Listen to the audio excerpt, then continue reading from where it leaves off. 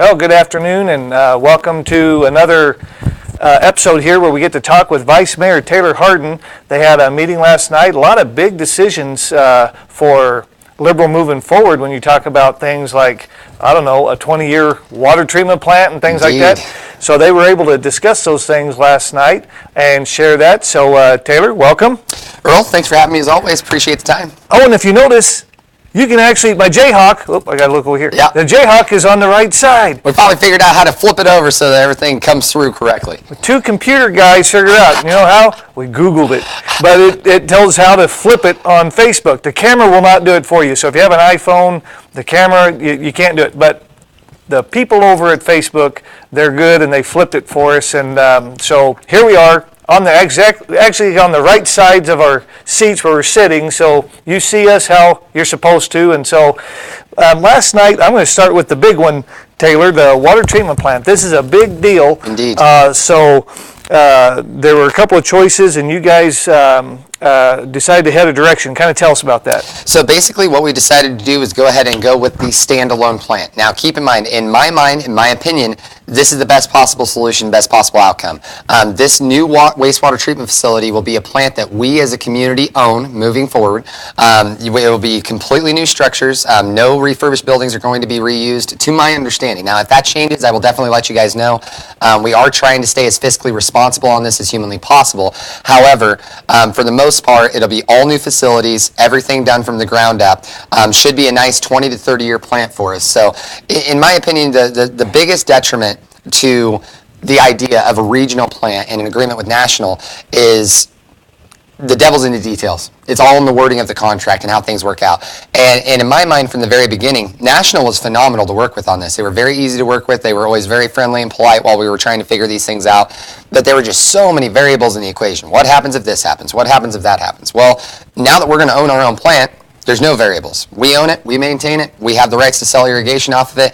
The chloride levels will be much lower, so we'll be able to use a lot of the water to irrigate and maintain a lot of our city infrastructure, which should pan out to saving us thousands of dollars. So to me, it's just good. It got voted through in a 4-0. Now, there was a slight delay. I nominated the vote. There was a slight delay because, we all of us prospected wanting to see if we could make the regional plant work. I thought it was a very exciting thing, especially from talking to KDHE and then basically telling us that this has only really been done 3 times throughout the country. I thought that was really cool that we could possibly have been the 4th. But realistically, looking 10, 15, 20 years down the line, you just want to make sure that you're making a solid decision that's going to have longevity to it, to where there's not going to be anything that can come back around and bite us in the butt 10 years from now or 15 years from now. And I think that by us owning our own plant, we're not going to have any of those problems.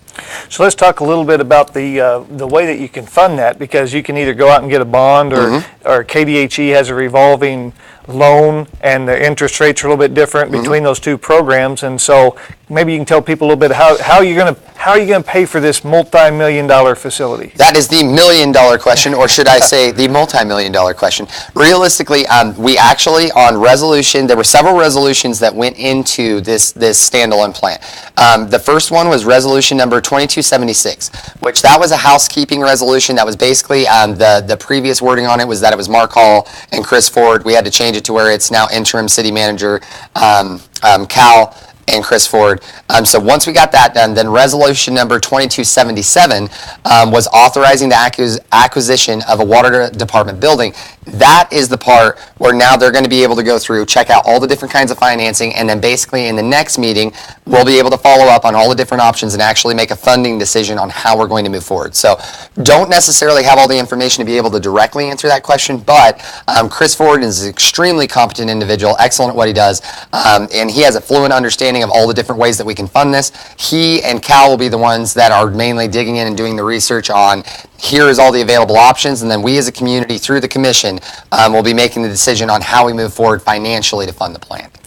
And Carl Holmes, who is our former state rep, was in the legislature when they formed this KDHE revolving loan program, which is a way for communities to be able to put in these facilities on a loan and lower interest rate, sometimes in a bond. So they'll weigh all that out, and they'll have more information for you on that down the road. Absolutely. Now, I don't want to jump around. You're perfectly fine. Anywhere you want to go. But I was just thinking last night when I saw Sheena come up and talk about the process of the city management. So maybe you can talk a little bit about how the process is on finding a permanent, full-time city manager. Yes, indeed. So basically, and this was voted through back, I believe, in the last meeting of January, that we decided to go ahead and move forward with the LEAPS program that's put on by the Kansas League of Municipalities.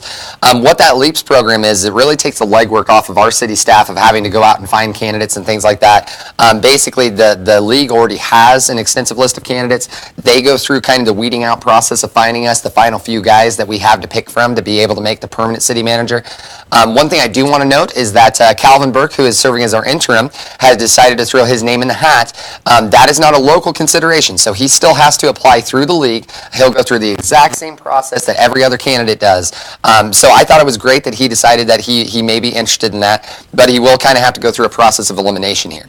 Now, real quick, while you're answering that, that doesn't mean the league is picking our next city manager. No, we are picking the next city manager, but what the league is doing is going through, multiple applicants, so like 10 to 40 applicants, finding the ones that are best fitted for our area, and then presenting them to us so that we don't have to weed through 50 different candidates to try to find a few guys that might end up fitting the spot pretty well. And so what Sheena was coming up about last night is that literally today, March 14th, is the start of this process. So we had to finish up a couple things last night to make sure we were ready for it.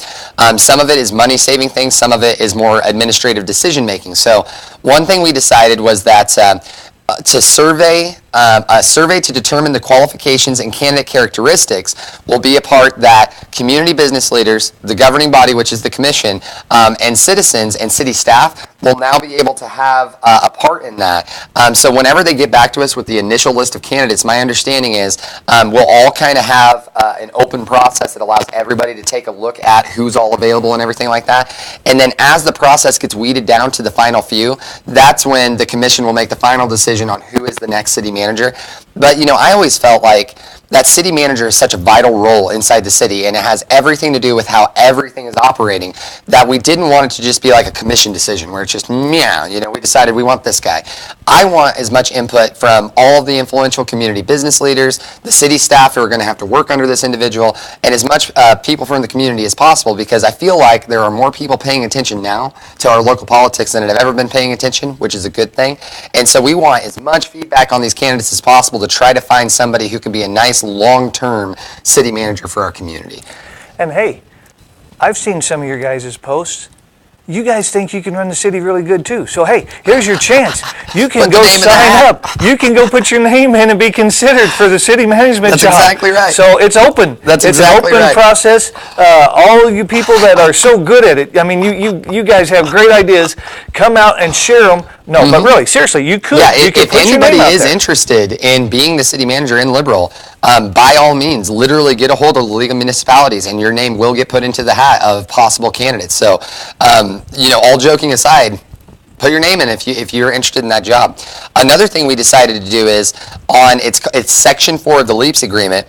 They have two options for the initial interview of these candidates. Option 1 was to Skype with the candidates for 30 to 60 minutes each, get a good feel for them, and it's basically a free solution.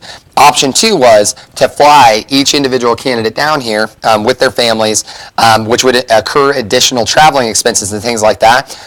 The way we view this is just the initial interview. Obviously, the last 3 or 4 people that are in this process will get flown down here.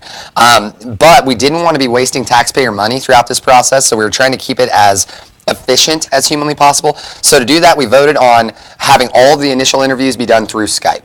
That way we can just, I always say when you're hiring people, you can tell within the first couple minutes. You really can. Before you even get down to brass tacks, you can really tell a lot about a person from that initial conversation that you have with them. And so hopefully that'll end up saving our city some money and still be able to kind of meet the ends we need it to by giving us a good feel for these new candidates. And, it's like what you're seeing happening here today is what Skype will be able to do for the city commission, and they'll be able to see them and visit with them just like we're sharing with you today. Indeed. Only it'll be two-way. You have to type back to us today, Yes. but it'll be a two-way conversation with the Skype, and so that's a good way to get started with the process. So Absolutely. now let's dig into some more. Or do you want to share some more Well, on the only other thing I wanted to share on this, because it does involve taxpayer money, so I want to be very upfront about all of it, is that item number 6 of the LEAPS agreement, this was another one that all the commissioners had to weigh in on, says maximum reimbursement or amount of stipend. We decided to go ahead and we basically worded it as case by case full amount. So what that means is when we get down to those final few candidates and we're having to fly them into the community, we will cover their full traveling expenses. Obviously, we'll be flying them directly into Liberal. We'll be trying to book the tickets as far enough ahead as possible to save money, and we'll be trying to put them in a nice hotel here locally, but that is also not bank busting because we're not trying to rack up a huge bill. But, you know, in situations like this, you do kind of want to cater to these individuals. You want to make them feel at home, you know, if you will, because, you know, if they do choose to take this job, this will be their new home. So, you know, you definitely want them to have an excellent experience when they come. So we did vote to basically cover a full reimbursement amount on a case-by-case basis for the final amount of candidates that are going to be coming in. And I think that's really, when it comes to LEAPS, oh, the other thing.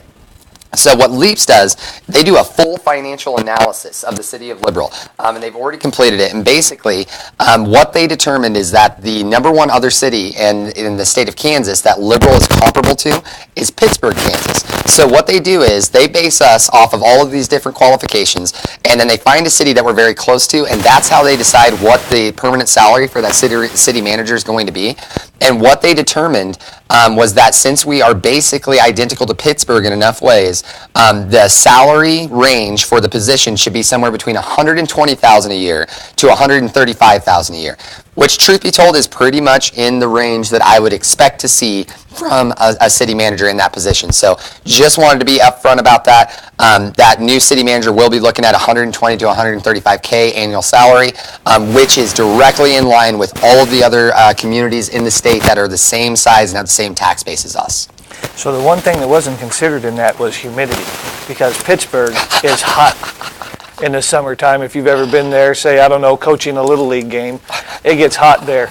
But obviously we compare with them in certain ways. I wish we could get to compare with them at the four-year university. Maybe we'll keep working on that. But that's a great way to do it. See, the league can bring that expertise and knowledge to the commission and to us as a community. So that's a great asset. Well, So- and it's terrific because it just makes sure the process is non-biased. That's my favorite thing, is I don't want anybody in the community feeling like the 5 of us commissioners basically handpicked a guy and made him the new city manager, because then we're going to be right back into the same things that we've dealt with in the past. So we wanted this process to be as humanly objective as possible and to make sure that an outside entity was handling everything, so there would never be questions of ethics or any kind of questions on the decision making that went into this new city manager. So hopefully we can come together as a community, we can make a really good choice of somebody that can carry us into the future. And as the process moves along, every other Wednesday, we'll be keeping you up to date on where they're at with that, and Indeed. so the community knows. And you can also watch the meetings. Last night I saw where Taylor had been Facebooking live the meeting, and you can watch the meetings live, or you can go to cityofliberal.org, and there's a link there where you can watch the live shows of the commission meetings. Indeed. And they also then will be archived on YouTube, so you can go and find them there also. Now, the one thing I do want to apologize about is now that we're having them in the county commission chambers, which big thank you again to the county commissioners and April Warden and the county IT staff for being so friendly and easy to work with on this. We appreciate it greatly. But because we're having it over there, it will not be broadcast on Zito. So I will be Facebook living every meeting from here on out, just to give people another venue of being able to watch. And they will all be on YouTube, and the YouTube streams are actually like incredibly good over there. Because they have the necessary amount of bandwidth to upload everything. So they will be available. We'll try to get them out there as many ways as we can, but they won't be on the city's channel, unfortunately. So look for one of the options, and if you're watching us right here today, Then you know have how to one. watch. You have an option, and you'll be able to see it that way. Now, let's talk about some of the other things that they discussed last night. Maybe a little more, would you say, the rank and file business and golf course trades. Yes. I didn't know you could trade these in, Yeah. but apparently you can. Well, and all of us were really excited about this, because the coolest thing about this is, you know, when we're looking at the vouchers, you know, year over year, it's always kind of one of those things where you hone in on certain things. And I know Justin and I immediately kind of looked at the golf course and we're like, Because if you've ever been in there, they do have a rather large store in there. They have a ton of clubs available, a ton of different options. So when this came across the books this meeting, I was really excited because I know in my computer store, there's a ton of clientele that have no interest in a brand new PC. They would much rather have used or refurbished and save the money because most people know from using that, there's really no downside. So what this agenda item, which was agenda item number 10, will do is the golf course is now going to start accepting trades on used clubs. So that means, and basically the way that it was explained during the meeting, the gentleman who runs the golf course truly believes that we will be able to massively increase our sales out there if we have used clubs available, because he said a lot of times the people that are beginners that are wanting to kind of up their game a little bit, I'm terrible. The people that are beginners that are wanting to up their game a little bit, a lot of times they don't want to make a $1,200 investment into golf clubs, and a lot of new sets of clubs cost that much. So he said by doing trades, you may be able to get him a really good set for $400 to $600. And he said that's a sale he could make every single day if we had it available. Now, they did used to do this in the past, and the only reason they stopped is we had an auditing issue where their inventory software wasn't keeping track of the trades well enough, and they got all of that hammered out, so this is really exciting. And while we're talking about Willow Tree, resolution number 2278 was an amendment of section C 1203. Basically, they changed the fees at the Willow Tree Golf Course to make it more profitable. So we were a lot cheaper than a lot of the surrounding golf courses in the areas, and we felt as a group, and the gentleman that ran the golf course out there felt like it was time to kind of up those. And we also added a gold level package that'll make it to where you actually get like a heck of a lot better deal on everything. So the fee structure at the Willow Tree Golf Course was changed. All the fees are slightly higher, but then they do also have that gold package, which will make it much more affordable for people that plan on being out there a lot.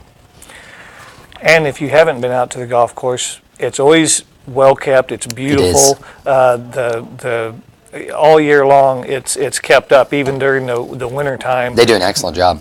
Because the weather turns nice and people will head out there, and you can always see some people out there golfing even through the cold months. But it's starting to get to spring, and so if you ever thought about taking up the sport, Time to gear up. hey, get some used clubs. There you go. Save a little money and give it a shot. And they have a driving range out there, and it's a full service golf course. So well, and the gentlemen in the clubhouse are extremely knowledgeable. So if you feel like golf is something you've always wanted to try, but you're kind of intimidated by the fact that you don't know a lot about it, swing through in the clubhouse there and talk to some of those guys. I'd be more than happy to give you some expert tips and give you some advice to start out and help you get everything going. So definitely check it out. It's one of the cooler things that we have to offer as a community that I feel like is usually underutilized because a lot of people just don't think to go out there. So need to take out some aggression from work? Go out to the driving range, get a basket of balls, and just...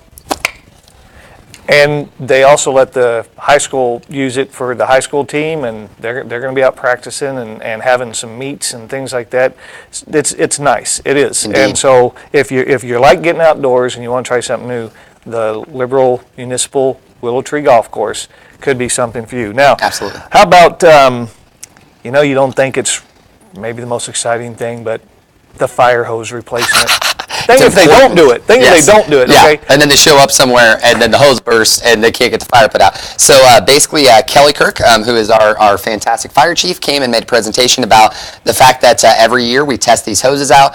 This year, and I hope I'm correct on this number, I was trying to keep up with the notes as fast as I could, but I believe we had to replace 20 sections of hose this year. Kelly, if I'm incorrect, let me know, and I will correct that. We accepted the lowest bid of $2,746 for these hoses. And the beautiful thing was we had two of the bids come in at the exact same dollar amount, but one of them frequently comes here to check in our department, and they won the bid because there's no shipping on theirs because they already regularly come down here. So it was a necessary purchase, something to keep the fire department running at full capacity and make sure that they're equipped with all the tools necessary to succeed. Now, this next one might seem a little bit strange because I don't know what they consider forest around here, but there was an agreement between, well, it's a memorandum of understanding, but Yes. Between the city and the Kansas Forest Service. So maybe you can fill us in on that. Well, and basically Kelly had said that, we have never actually had an agreement with Kansas Forestry. And what this will lead to is grant opportunities, and it'll open the door to the Volunteer Fire Assistance Program down the road. So there's actually quite a bit of valuable information that should be readily available on the city's website or in the packets about that program. But basically, we wouldn't typically qualify, but we qualified because of the surrounding area in Seward County.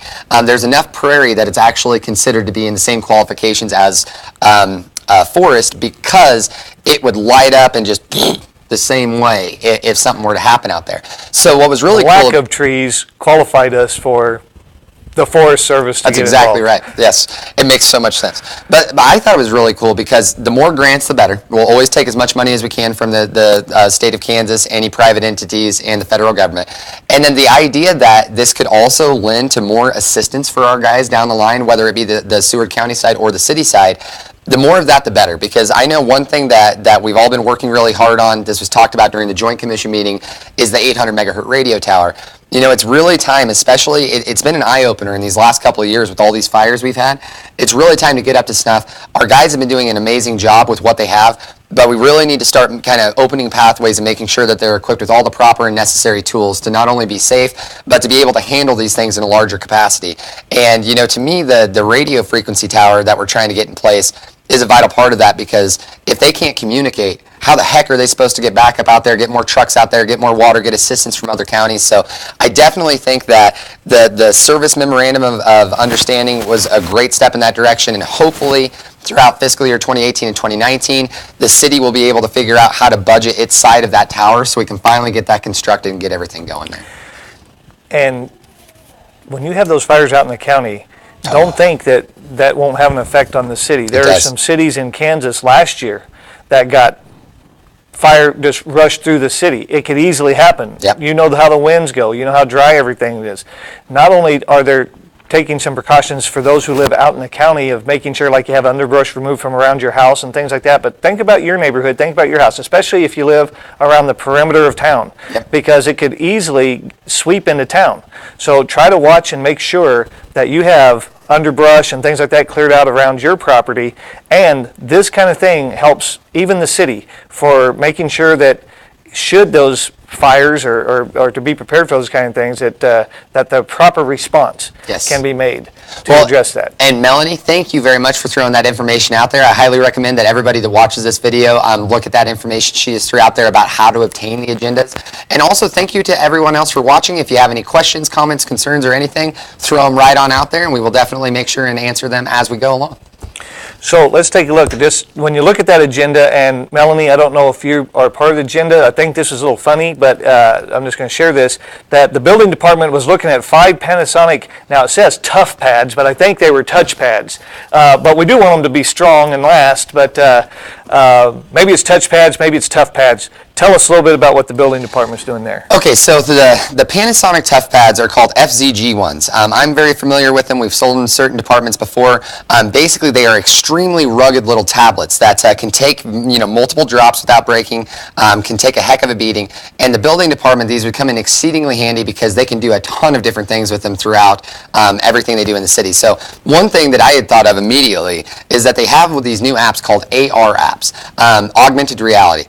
I actually have an app on one of my tablets that allows me to hold my tablet and be able to measure everything in a room and digitally recreate the room and things like that. So I'm sure they'll be using them to be able to make filings, keep notes of everything. That I can imagine that down the line they'll actually be able to come up with a multitude of amazing uses for those tablets. And because I've sold a lot of those in the past, I was already very familiar with the price. I feel like Tim did an excellent job of getting good quotes on these and good bids. Those are right in line with what I always see those go for. And basically, I think the bids were only about $100 or $200 off. We went with CDWG because it was the cheaper one. Also, they offer a little more comprehensive warranty on it, so it worked out pretty well. I think it'll end up being a very useful tool for them. So they are tough. They are tough. You can pads. beat the living crap out of those things. And so there you go. Now, the police department, they're looking at adding to the fleet, and you guys had to discuss that a little bit last night. Indeed, and it was pretty great because that's agenda item 14.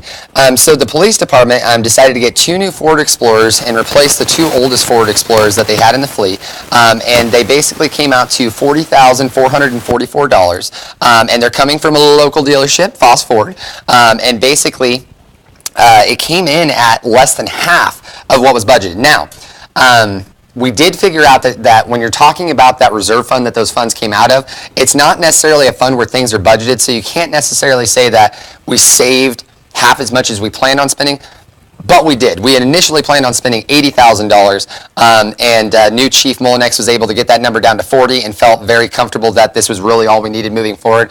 And as far as he told us last night during the meeting, this will be the only vehicle purchases moving forward throughout the entire year for the police department. So good stuff, saved money, brand new vehicles, local dealership, all good things.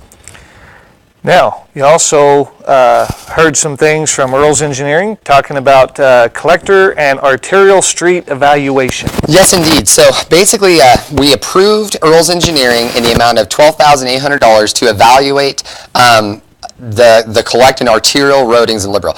Basically, what we're looking at here is that if we change the way that we plan on going about Pine Street, on getting it redone, we can still get it to where it's a much nicer roadway, much safer to travel, but we can save $900,000 compared to completely redoing the mill and underlay of it. And we can take that $900,000 and move it over to the Second Street project, because right now the Second Street project is so horribly over expensive that we're just rapidly trying to figure out ways that we can budget in and try to get it done, because anybody who drives down Second Street, which is a lot of us, knows, that's like an Ace Ventura movie. The entire time, you're just bouncing all over the place. It's such a highly trafficked road that we don't want anybody to have an unsafe time traveling on it. So this gives us $900,000 extra to move over there. Earl's Engineering is going to be doing a full survey of Second Street, trying to figure out any ways that we can save money on that as well. So it was to me all a good thing. A lot of people question engineer costs. I always say, any project that you're doing, paying the engineers is well worth its weight in gold, because making sure that you do it correct the first time and never have to go back through and redo everything down the line saves you a ton of money. So yeah, does it kind of hurt sometimes when we have to bring in engineers to look at things as far as fiscally in the short run? Sure. Saves us an absolute crap ton of money in the long run. Well, and also we all have to have, if you're going to do any building, you have to do it by code, and you have to have licensed people to do the building. Think about the city is the same way. If they didn't bring in the licensed people and also follow code, what would the risk be there? You wouldn't want your house next to you that was out of code or wasn't built to the specifications, or say the electrician just ran wires wherever. Same kind of thing. You may think you're saving money, but at the end of the day, not only can it cost you more, but it can also be a lot more dangerous. So having the engineering oversee these projects is probably a very, very good thing for the city of Liberal and for all of us as residents here in the community, to make sure that everything is being done by our city safely and by code. Does Absolutely. it cost? It costs today, but what's the cost tomorrow when you didn't do it? And we can look back at some projects maybe, but we won't. But you can look back at some that didn't have some engineering done, and the costs weren't any cheaper at the end of the day, and maybe some of them aren't even done yet. So you just got to look at the overall picture on all of that. Now, crushed concrete. Everyone Indeed. loves crushed concrete, so love let's that talk. crushed We concrete. can't have one of these without talking a little crushed concrete. So tell us a little bit about what you guys came up I feel with. like for this the is like crushed- what Liberal specializes in now. We got rocks, we got crushed concrete. Hey, if you know Lydia, she talks about us one time being the broomcorn capital of the world. Hey, crushed concrete may be the future. Who knows? Indeed. So basically what we decided is that instead of crushing this concrete and then having it taken somewhere, being stored, and then having to spend the money to go out, re-pick up the concrete to reuse it, we're going to crush the concrete and immediately send it out to Arcalen Park for using the riprafs. So the total amount is not to exceed $35,000, which is pretty much what it would have costed either way. Even Cal said this isn't really as much of a money saver as much as a time saver. But if it saves time, it saves money. So it's not really easy to quantify how much money you're actually saving, as opposed to how much time and labor you're saving by just doing it this way. And that will be funded out of the Streets and Drainage Capital Improvement Fund. So just another easier way of us getting more materials out there to get Arcalen Park fixed up, being able to reuse materials that we already had, and making the process much more expedited to get it taken care of. We've already talked about the wastewater treatment plant. That's one of the other items that came up later in the meeting as well, but we've addressed that. So not only did you look at vehicles for the police department, but a water department vehicle as well. Indeed. Yeah, so their truck out there in the water department, and we got 18. I had enough notes on the National Beef Plan to take up half a page. So yeah, it's a 1-ton flatbed truck with an extender hoist. The amount on the lowest bid was from Chrysler Corner, another local dealership. Thank you very much much for putting in the bid. Came out to $45,800. And basically the truck that they've had out there is a half-ton truck, and I guess it's really been having trouble getting it by for a long time. And so this will allow them to up their game to the next level, be able to be fully equipped with all the necessary tools to succeed out there. And plus, I want to say they got a really good trade-in value for the other truck that they had, so we were able to keep the cost down pretty well on it. And that was a budgeted item, so it was exactly what we expected. Well, we've talked about the league, so we don't need to hit that one again. So One thing I do want to say about the waste plant, and I'm so sorry to interrupt you, Okay. because there was like 5 items inside of that. So it was a 4-0 vote to finish and design and build our standalone plant. The second part of that is that we will continue to participate with National Beef on a 30-70 split on the lagoon cleanup. So we basically gave them, I think, 4 of the ponds permanently, and that goes into what I'll talk about next. But the cleanup that they've already conducted, instead of sticking us with the entire bill, they're still going to do a 70-30 split with us where we'll only have to cover the 30. Going into the next part of that, they requested a tax abatement for the land that we just gave them, because it turns out, we've never collected tax on that land because it's been the city's land. The second we give it to them, it's like, boom, you owe us property tax on that. So what we did is we did not give them a tax abatement yet. We just voted through that JEDC, the city manager, and National Beef will evaluate and look through all the different tax abatements that we can possibly give them for the land being transferred into their name. So I would kind of expect to see a shorter term tax abatement on it, because I don't think it's going to be an egregious amount of money. I just think that it was kind of a way of since, hey, we couldn't work out the regional plant, we can still be easy to work with back and forth. You guys are helping us out on money on cleaning up the lagoons. We can help you out on money on the property tax on the land. And then the last part of it, which was like 17E, that we're going to evaluate the rate of treatable water for use on city property. So that was going back into what I said earlier. We'll be able, with our standalone plant, because the chloride levels will be so low, to use our own water across all of our own facilities throughout the city, which should save quite a bit of money as opposed to if we were having to purchase that from a regional plant. Sorry about that. No, and that's what the people want to know, and all of those different components of that. It's a very intricate deal. When you talk about the water treatment plant, it's involved with so many things. It's not like the water flushes, it goes through the plant and it's gone. Indeed. There's all kinds of things that go into it, and kind of the gray water area that comes into play, but watering throughout the city and those kind of things. And in drought situations, all of this stuff becomes more and more important. Hopefully we get out of that soon, but we're still there now. Indeed. And so every bit of water that we can save or reuse, now it's going to be a while before the new treatment plant comes in line, but at least it's Hopefully not another 15 years. yeah. I mean, these things don't get built overnight, but at least the process is continuing to move forward. So Taylor's giving you a lot on that. Now, the city is governed by what they call a charter ordinance, and this is what determines how the city operates, the rules that it has to follow, the powers of the commission, the powers of the city manager. It's in a way, it's kind of like a city constitution in a way. Indeed. So they discussed some things about maybe making some changes to that last night.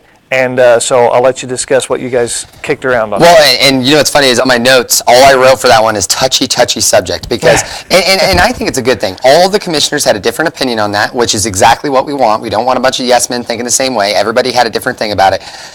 I tend to agree with Justin, and also can see from the other side. Mr. Varnes brought up that it is very easy for a change in the charter ordinance to end up allowing people to fulfill political agendas and allow for more negative things to come out of than positive things. I completely agree with that. And I don't think that the city's charter ordinance, in my opinion, needs to be drastically changed. But seeing as how it hasn't been changed since 1979, I think it's at least worth looking into. And so basically what our new city attorney, Len Kane, what he had discussed with us is he wants all of us to basically think about any changes that we think are necessary to it so that we can have a discussion in front of the public as a group during the next meeting to see if there really are any necessary changes that need to take place to the city's charter ordinance. And I tend to think like, with pieces of legislation like that, you have to be really cautious. You really do. You have to be really cautious because you can open far more doorways for negative things to happen than positive if you're not careful about the approach. So I don't think there'll be any drastic sweeping changes to the charter ordinance that the city already has. But there may be a few things that over time, things have changed since '79. drastically changed since 79. So I do think that it is probably time that we at least take a look at it. And even if we don't end up changing anything, at least at that point we can say we did our due diligence. We took a look at it. We felt like it was already comprehensive and necessary enough to keep. But you know, I can't imagine that there's not a few small things that just need tweaked slightly to make sure that we can't end up in some of the predicaments that we've been in years past. So it's going to be interesting to see how this one shakes out. I look forward to the discussion during the next City Commission meeting over this. And I'm very interested to see what each commissioner brings to the table as far as their ideas and views on that. So I definitely thought it was, maybe I'm weird in this way. I love it when the commissioners don't agree on things. I really do, because if you think about it, you know, Tony represents this part of the community, Justin represents this part of the community, I represent a different part of the community, Jack and Connie do the same. So there really shouldn't be a whole lot of times where it's just like, yes, 5 thumbs up across the board. I always think it's awesome when we all disagree with each other, and it kind of refines an idea and leads it into being a more well-rounded one that encompasses more of the community's views than just 5 people. So I definitely look forward to discussing it more. I've already basically got my hands on the charter ordinance and I've been reading through it. So it'll be interesting to see how it shakes out. And I bet you if you have some input that you'd like to share, that Sure. you can get a hold of a commissioner and let them know, what do you think of the role of a, say, for example, city manager? Now, it depends also on the classification of your city. There's certain things that you have to do a certain way. Like someone may say, for example, why don't we elect a mayor? Well, in our system, you can't elect the mayor because we're the classification of city that we are. Indeed. Okay, and and then there's also then some things about how who the commission hires and what that person's responsibilities are moving forward and things like that. So, but if you have some questions about that or you have some suggestions about it, I'm sure that these guys reach be out to us. willing to hear it. Well, and you got to be really careful, because I know like one thing that I am absolutely not interested in, and I will fight tooth and nail. There's certain ones of those changes that if you change it, all of a sudden we go from being a class 1 city to a class 2 city. You don't want that. Holy crap, you don't want that. That is going to make us miss out on so many opportunities on a state and federal level, it's not even funny. So you don't want to modify anything majorly that can have lasting ramifications and ripple effects from it like that. But if there can be, you know what I found on things like this? It's all about the wording. It's not necessarily that you're changing the context of the meaning or definition of a clause as much as changing the wording entirely changes the way it can be used. So I would imagine it'll be much more like small refinements of certain wording on there, if anything, or nothing might get changed. So it'll kind of be, like I said, very interesting to see. Good one to follow for the community if you're kind of interested in city politics and you either like or dislike what's been going on since the new commission took place. This is definitely one to keep an eye on and weigh your opinion on and get your voice heard and get it out there. So take a deep breath, because they adjourned after that. So it was pretty much, that was about everything that they covered last night in a Indeed. nutshell. And now you know it, and you got the inside out of it, and you can see what's coming up from the wastewater treatment plant, vehicle purchases, some engineering issues, how they're moving forward with the next appointment of a next city manager. All of these things and more, they've discussed it. It was on Facebook last night if you wanted to see it that way, and now we've followed up and give you a little bit more on it. So we hope you enjoyed this. Some of you that we've seen have been watching us through the lunch hour. Hopefully that you're still eating and you didn't get sick, and you keep doing that. Or you might be watching this at midnight later, and that's okay too. Indeed. That's what it's here for. It's here for you. We're glad to do it. Taylor, we're glad that you came over here with us today. I always appreciate the opportunity. So keep an eye up for, as these issues move forward, we'll be back in a couple of weeks with you here live with the Vice Mayor to share with you the next update from the City of Liberal. Thanks for joining us, everybody. Thank you very much for your time.